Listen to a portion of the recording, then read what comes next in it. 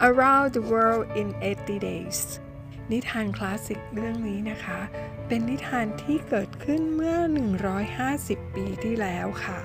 เขียนขึ้นโดยชาวฝรั่งเศสนะคะในเล่มนี้ก็จะมีปุ่มเสียงนะคะให้เด็กๆได้สนุกไปกับการอ่านนิทานค่ะ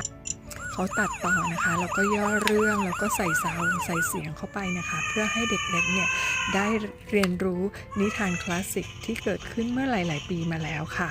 ไม่ว่าจะกี่ปีผ่านไปนะคะนิทานเรื่องนี้ก็ยังสนุกทุกครั้งที่ได้อ่านค่ะพอโตขึ้นก็ไปอ่านเรื่องยาวๆเต็มๆกันได้เลยนะคะเป็นหนังสือที่ทำดีมากๆเล่มหนึ่งเลยค่ะ